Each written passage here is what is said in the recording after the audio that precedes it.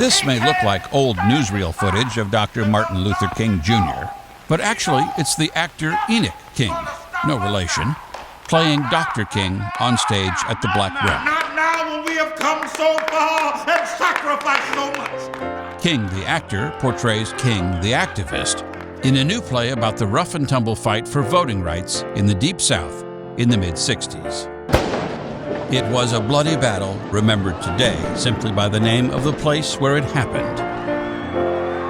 Selma. Keep your eyes on the prize. Hold on. Borrowing from the lyrics of that civil rights anthem, the play is called Hold On. This is our moment. It is the first show of the 2024 season at the Black Rep, and the first time it has been performed anywhere. This is the 24th world premiere for the Black Rep. Mr. President. This telling of the story is framed through the tumultuous tug of war between Dr. King and President Johnson, who had similar agendas but different timetables. What I tell people a lot when I'm trying to give them the shorthand of what the play is, I tell them basically, if you know the film Selma, this is it on stage. And that's largely because the man who wrote the play also wrote the movie. His name is Paul Webb, and he is neither black nor American. Webb became aware of what happened in Selma while doing research for an early draft of the screenplay for Steven Spielberg's film Lincoln. I thought, wow, why has no one written about this? And at the time, in fact, still maybe, it's one of those kind of mysteries, really. You seen this list? Before the reckoning in Selma, blacks who tried registering to vote in the Deep South had to first correctly answer absurd and irrelevant questions. How many bubbles in the average soap bar? Application denied. You may go.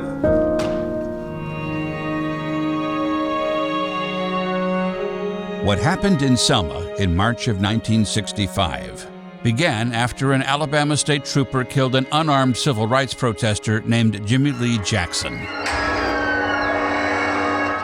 To protest Jackson's killing, activists set out to march from Selma to Montgomery, but were brutally attacked by troopers and a sheriff's posse as they crossed out of Selma on the Edmund Pettus Bridge. We are interrupting our Saturday night theater feature. That night, when network television showed footage of the brutality, it stirred the moral conscience of the nation. March 7th, 1965, would become known as Bloody Sunday. It is too soon to go back asking for more civil rights. The Senate isn't ready, and what's more, the country isn't ready.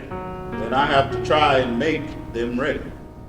In the play, I think that it really is Dr. King's story. And I think that as we look at history as it moves, it really tells that story in an epic fashion. Come on, Ralph, let's go to Selma. No one in Washington's heard of Selma. In terms of the historical events that take place, I've learned how strategic everything was, even if it seemed like it was kind of just galvanized by passion.